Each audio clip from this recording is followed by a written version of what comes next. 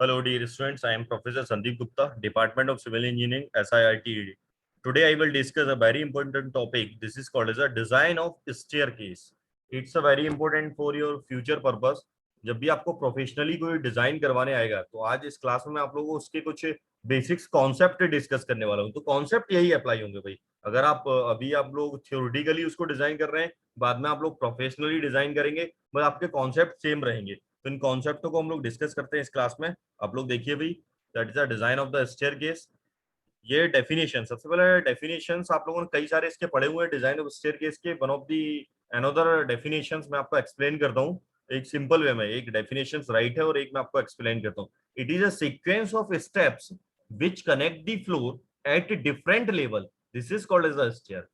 फिर से रिपीट करता हूँ, it is a sequence of steps. Step means one riser and one tread make a one step, so sequence of steps which connect the floor at different level, this is called as a stair। दो floor को connect करने का वे एक stair होता है। इसके अलावा अगर मैं आपसे पूछूंगा और कौन सा वे है जो दो फ्लोर को कनेक्ट करता है एट ए डिफरेंट लेवल, तो सेकंड हम लोग बोलेंगे elevator, this is called as a lift. And third आता है आप लोग का रैंप। रैंप भी दो फ्लोर को कनेक्ट करता है। Do you understand meaning off ramp? जैसे हम लोग पब्लिक बिल्डिंग बनाते हैं, सपोज करिए हॉस्पिटल है या फिर रेलवे स्टेशन, आपने देखा होगा वन साइड हमारा स्टेयर होता है, अनदर साइड हमारा रैंप होता है, एक स्लोप बना रहता है भाई, जिसको हम लोग रैंप बोलते हैं। तो वो बना हुआ था रैंप का। इसका क्या फायदा होता है भाई बनाने का, रैंप बनाने का? जो आपका लोड, हम लोग जब हैवी लोडेड व्हीकल्स को ले जाते हैं, हैवी लोड को ले जाते हैं, तो वो थोड़ा इजीली हो जाता है ले जाना as compare to stair.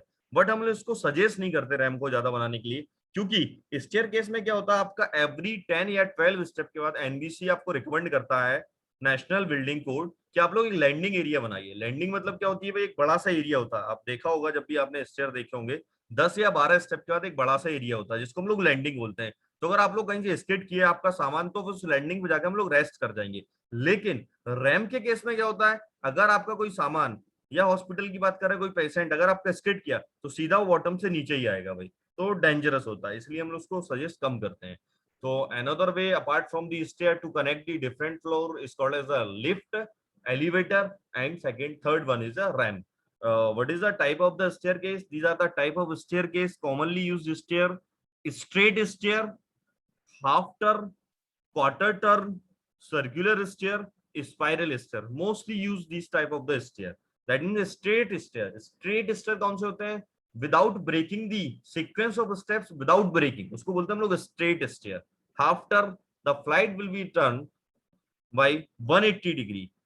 Dog leg stair, इसके दो पार्ट होते हैं भाई, one is dog leg stair, this is a very important. Flight will be run in opposite direction, उसको बोलते हैं dog leg stair. Open well stair, similar to a dog leg, बस में एक बैल मेंटेन करते हैं। बैल, यू नो बैल, बैल मींस कुआ। Circular stair, spiral stair. Circular क्या होता है, स्पाइरल सर्कुलर दोनों सेम होते हैं। इसमें एक सिंगल पोल से स्टेयर से फेल फेल के चलता है। रेडियस ऑफ कर्वेचर ज्यादा होता है सर्कुलर का, और स्पाइरल का थोड़ा सा कम होता है। तो टर्मिनोलॉजी हम लोग क्या क्या यूज करते हैं आप लोग देख रहे हैं यहाँ पर। These are the terminology. This is called as a riser. Foot rest करता है उसको हम लोग ट्रेड बोलते हैं। इस पूरे से पूरा ये क्या होता है भाई, without breaking the sequence, this is called as the flight. ये फ्लोर हाइट है, सॉफिट है, सिंगल फ्लाइट है, बेस स्लैब है, इसको बोलते हैं हम लोग। फिर यहाँ है आपका प्रॉपर्टीज ऑफ स्टेयरकेस। कुछ प्रॉपर्टीज मैंने मेंशन किया हुआ है। अगर आप 2 into राइजर प्लस ट्रेड करते हैं, that means the value is 600 plus 640 होना चाहिए। This is recommended the NBC. Then riser into tread multiplication 4000 to 42000 40,000 to 42,000 width of private staircase is about 900 and ये आपने लिखा हुआ 900 होना चाहिए।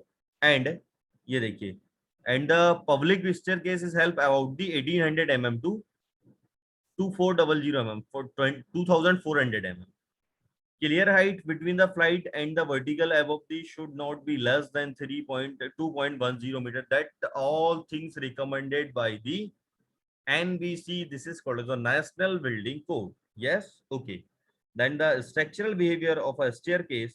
The stair slab are classified into two types. Basically इनको हम लोग two types में divide करते हैं for the designing purpose.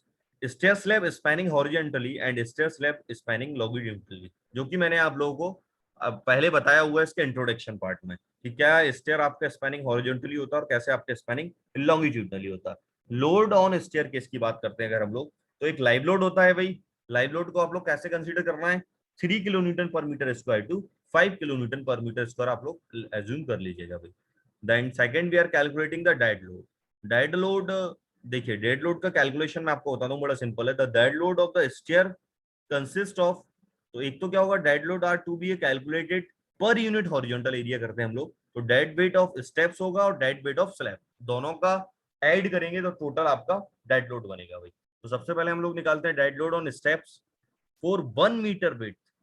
तो ये देखिए W1 ये एरिया ट्रेड राइजर ये निकाला हम लोगों ने, weight by volume into density से निकलता है हमेशा।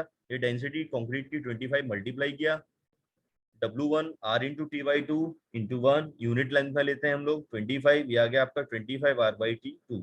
लेकिन हम लोगों ने क्या लेना है भाई, वेट ऑफ स्टेप पर मीटर में लेना है, पर मीटर में डिवाइड बाई टी, तो उसका फॉर्मूला बना आपका 25/2 इंटू R। अब लेते हैं हम लोग वेट ऑफ वेस्ट स्लैब, ये रहा आपका वेस्ट स्लैब, इसका वेट लेना है आप लोगों को, this is called as W2। तो वही वॉल्यूम इनटू डेंसिटी से हम लोगों ने कैलकुलेट किया, ये W2 formula 25D square root of R square T square plus 1, that total load, दोनों को ऐड करेंगे W1 plus W2, the total load of dead.